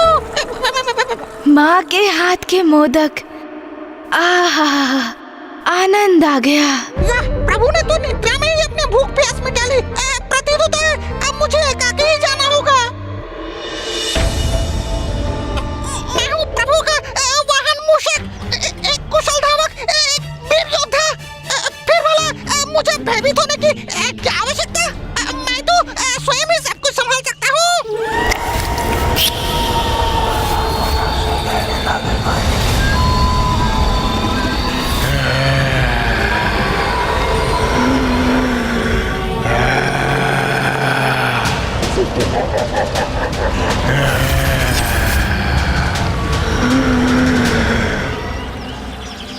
आहा, स्वच्छ शीतल जल, बहुत प्यास लगी है मुझे।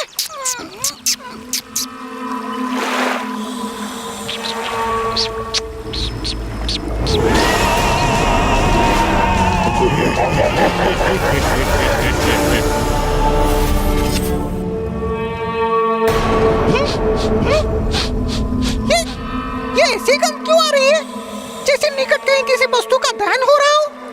जब भूत पिशाच निकट आते हैं तो ऐसी ही गंध आती है मूषक जी।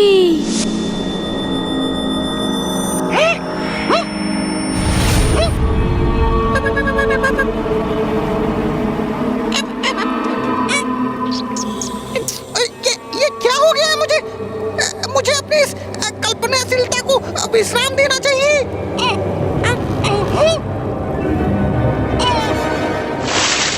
कदाचित अपने मुख पर इस शीतल जल के छिड़काव से मेरा भय दूर हो जाएगा।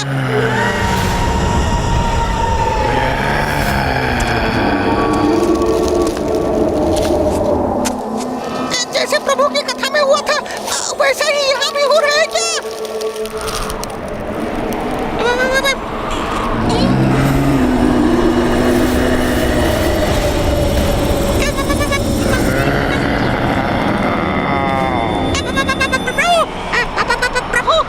जैसे सूखे पत्तों पर चर पर करते हुए किसी के पांव उसकी ओर बढ़े आ रहे हों। मुड़कर देखने में भी भय का आभास हो रहा है मुझे।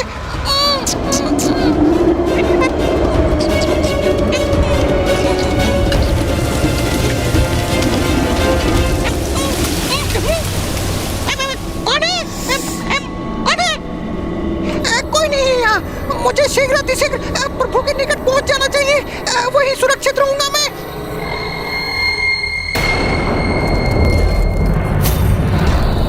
ये पदचिन्ह, क्योंकि भूत पिशाच का एक पांव सीधा होता है तो एक पांव उल्टा।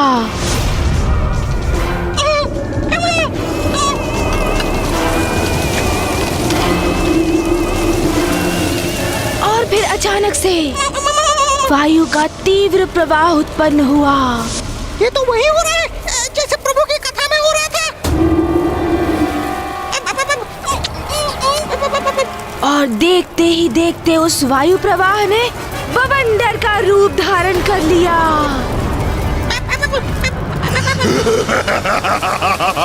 ये हंसी कैसी भयानक हंसी थी।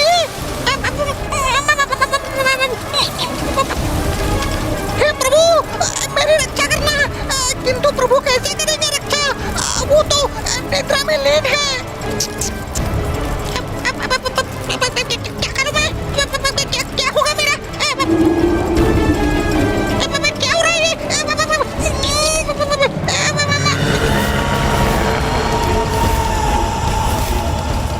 कहीं हो सकते प्राण संकट में तो नहीं?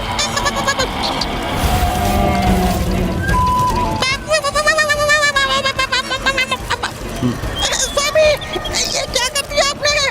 आपके मुख से प्रस्फुटित हुई वो कथा सच हो ही गई। जब भूत पिशाच किसी को मारना चाहता है तो वो बवंडर बन जाता है मूषक जी। जैसे एक भूत पिशाच बवंडर का रूप धारण कर, भूत पिशाच आक्रमण करने वाले भूत पिशाच बवंडर का रूप धारण करते हैं।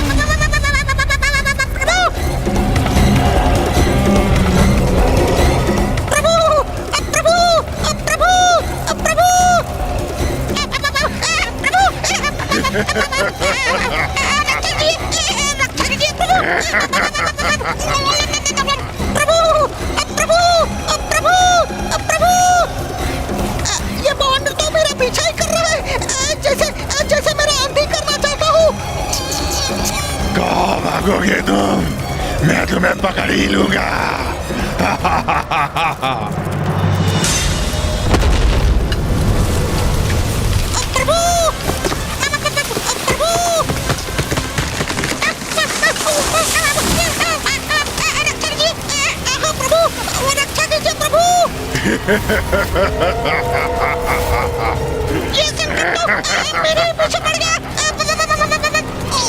कितना भागोगे तुम?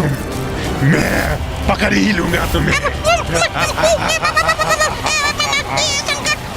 आज तो मूषक गए प्राण से। भाग मूषक, भाग मूषक।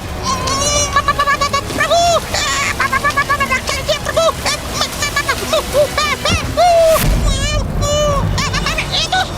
छोड़ो मुझे प्रभु, छोड़ो।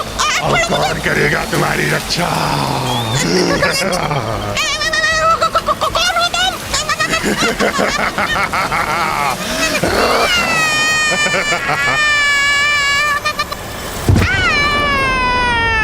मूषक जी, थोड़ी देर और विश्राम करने दीजिए ना।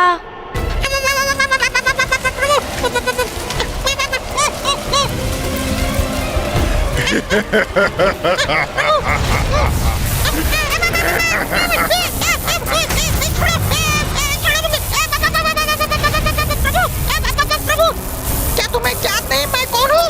मैं मूषक हूँ, प्रथम पूज्य गणेश जी का वाहन। यदि उन्हें आभास हो गया ना कि तुम मुझे सता रहे हो, वो तुम्हें कदापि नहीं छोड़ेंगे। छोड़ो मुझे।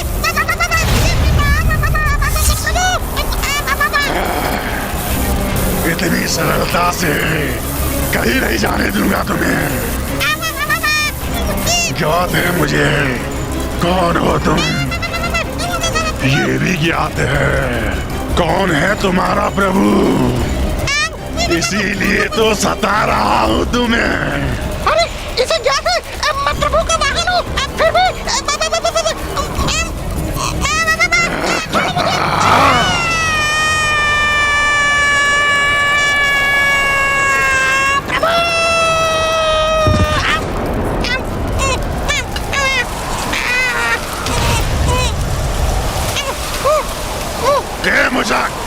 पेड़ की शाखा को छोड़ो और नीचे आओ। नहीं आऊंगा, कदापि नहीं आऊंगा मैं। प्रभु, प्रभु।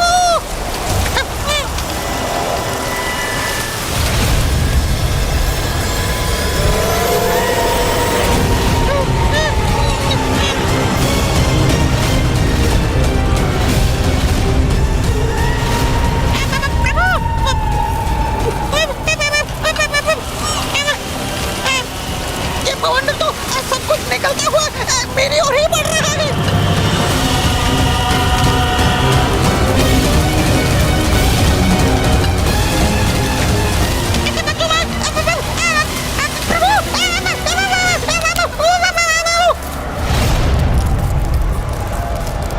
मूषक जी,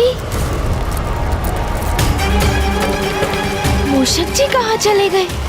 और मुझे ऐसा क्यों प्रतीत हुआ जैसे मूषक जी मुझे पुकार रहे हैं?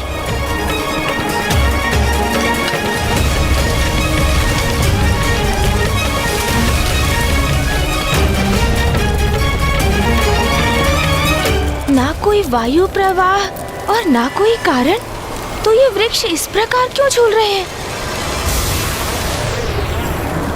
कुछ तो है जो उचित नहीं। मुझे चिंता हो रही है। मुझे मूषक जी को अभी ढूंढना होगा।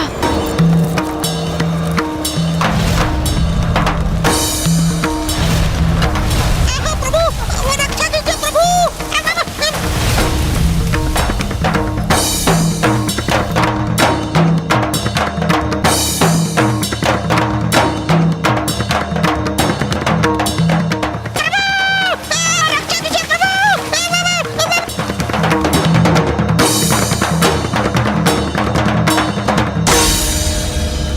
विनाश, जैसे कि प्रकृति तो तहस नहस ही हो गई है। ऐसा क्यों प्रतीत हो रहा है जैसे कि यहाँ पर कोई भीषण बवंडर उत्पन्न होकर सर्वनाश कर गया है। मुझे मूषक जी को ढूंढना होगा। मूषक जी, मूषक जी, मूषक जी, कहाँ हैं आप?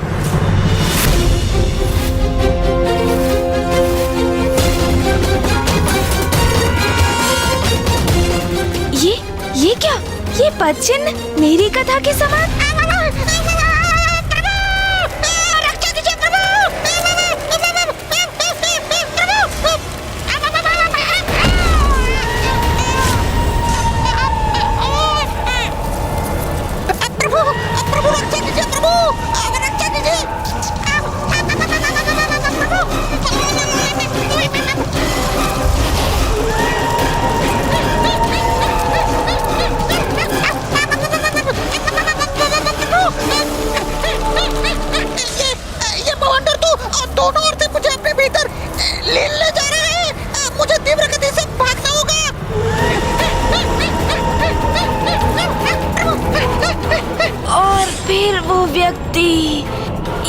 शीघ्र वहाँ से भागा मूषक जी।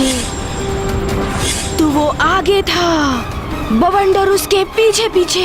वो आगे, बवंडर उसके पीछे। प्रभु, आप कहाँ हैं प्रभु? इस बवंडर से कैसे अपनी रक्षा करूँ अब मैं? रुको, कहाँ भाग रहे हो तुम? भागो मूषक।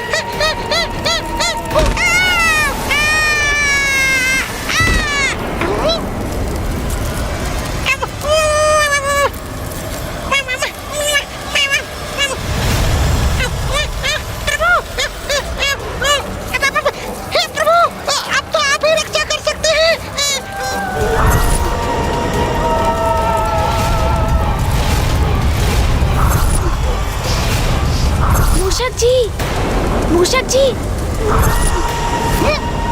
बाबू,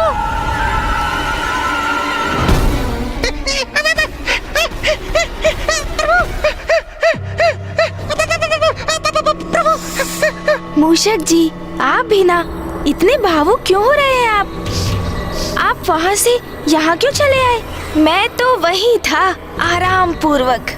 किंतु मूषक जी, आप इतना कंपित क्यों हो रहे हैं? आपको बवंडर पीछे मेरे जैसे आपके भूत पिशाच कथा में था प्रभु। वो मेरे पीछे मैंने देखा, भूत पिशाच को देखा मैंने। मेरा अंत करने का प्रयास कर रहा था प्रभु। मूषक जी, मुझे ज्ञात है कोई तो भूत पिशाच अवश्य है जो आपको सता रहा है, और इसका आभास मुझे भी हुआ है मूषक जी। किंतु कोई बात नहीं, अब मैं संभालता हूँ मूषक जी। उस भूत या पिशाच को उचित पाठ पढ़ाऊंगा मैं। अरे ये क्या मूषक जी, आप भी भूत पिशाच की रट लगा रखे हैं? मैंने कहा ना मूषक जी, भूत पिशाच का कोई अस्तित्व नहीं। आप व्यर्थ में ही भयभीत हो रहे हैं, और ये सब मनगढ़ंत कल्पना से उपजा हुआ गल्प है। नहीं प्रभु, भ्रम नहीं था मेरा। कोई तो भूत पिशाच अवश्य था। किंतु मुझे तो नहीं हुआ, तो मैं कैसे स्वीकार कर लूं कि भूत पिशाच का कोई अस्तित्व है मूषक जी? मैंने उस विशाल बवंडर के भीतर उसकी छवि भी देखी थी प्रभु। मेरा विश्वास कीजिए। पिशाच मनगढ़ंत है, कल्पना से उपजे कल्प है। अच्छा, मैं अब तुम्हें आभास करवा देता हूँ कि भूत पिशाच क्या कर सकते हैं।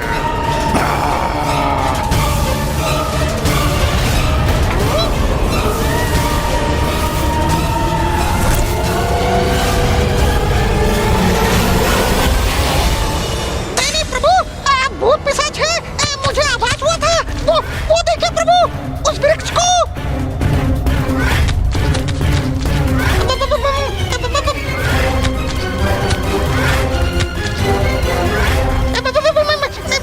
ये क्या हो रहा है? देखा प्रभु, ये सब उस भूत पिशाच का ही किया जा रहा है। अब प्रमाणित हो गया ना भूत पिशाचों का अस्तित्व। अरे मूषक जी, ये तो मात्र किसी का छलावा है। मुझे विश्वास नहीं। कि ये किसी भूत पिशाच का कृत्य है। मूषक जी, यदि वास्तव में कोई भूत पिशाच होता तो चूल्हे से निकले कोयले यहाँ हमारे समक्ष गिरा कर दिखाता। अच्छा।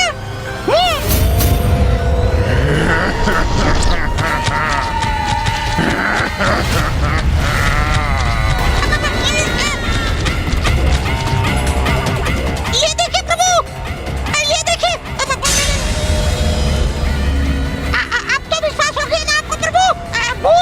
भूत नहीं किया ये।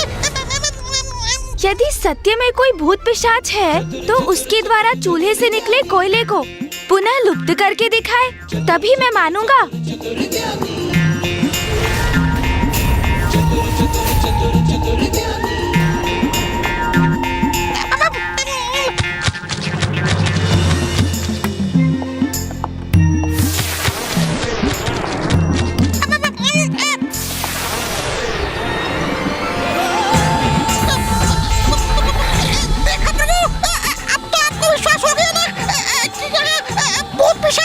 मेरी युक्ति कार्य कर रही है। अब मैं इसी युक्ति से उस भूत अथवा पिशाच को मेरे समक्ष आने पर विवश कर दूंगा।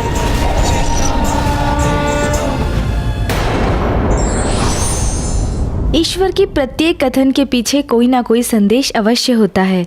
आवश्यकता है उसे समझने की। विघ्नहर्ता श्री गणेश के अद्भुत शक्तियों से भरे वीडियोस देखने के लिए चैनल को सब्सक्राइब करना न भूलें और साथ ही बेल आइकॉन भी दबाएं।